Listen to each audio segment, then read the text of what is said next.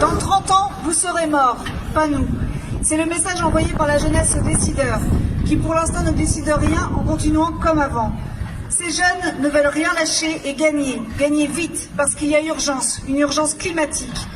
À cet égard, le texte pour un printemps climatique, publié par une vingtaine d'organisations, dont le Parti communiste français, souligne l'importance de la situation en indiquant, je cite, « Nous dénonçons les effets d'un capitalisme financier qui fait exploser les inégalités sociales et qui exploite toujours plus la nature. » Ce week-end ont lieu de nombreuses manifestations, celles des Gilets jaunes contre la répression ou celles des parlementaires communistes sur les revendications sociales présentant 10 propositions pour améliorer les conditions de vie des gens et le climat, ou encore celles pour le climat comme ici aujourd'hui. Ce qui fait dire à Aurélie Trouvé, porte-parole d'Attaque, ces mouvements ne nous divisent pas, ils nous renforcent mutuellement, car c'est le système qui nous opprime et nous réprime. Concernant le climat, la COP21 n'a fixé aucune contrainte aux États européens.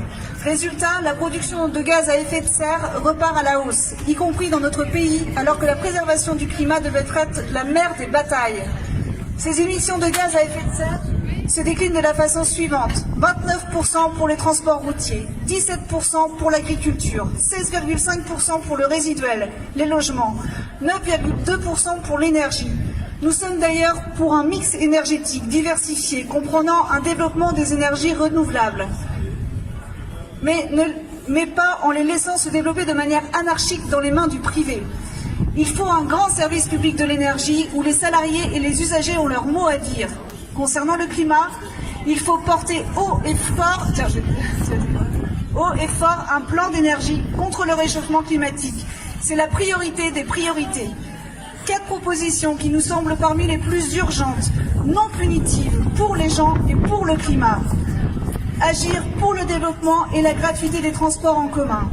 Développer le fret ferroviaire et fluvial, plus écologique que les camions dont l'usage devrait être limité à la desserte de proximité. Développer des circuits courts, agricoles et industriels pour réduire les transports. La relocalisation des productions serait en outre favorable à l'emploi. Développer un plan rapide de rénovation thermique des logements, qui, je le rappelle, produisent actuellement 16,6% de gaz à effet de serre. Ces mesures sont également créatrices d'emplois. Il faut en finir avec les mesures austéritaires imposées par l'État et l'Europe. À titre d'exemple, avec la loi Elan, qui vise à baisser considérablement les recettes des bailleurs sociaux, il s'agit de l'aide à la pierre et des APL, pour les contraindre à fusionner ou à se livrer au privé. Côte d'Armor Habitat, principal bailleur social de notre département, comme tous les autres bailleurs sociaux, a dû reporter ses investissements à hauteur de 2,5 millions d'euros. Ce sont autant de logements qui ne seront pas rénovés tout de suite et autant de personnes laissées en attente de logements accessibles. Défendre un service public de l'énergie, c'est aussi défendre un service public de l'habitat social. Il n'y a pas d'écologie sans anticapitalisme.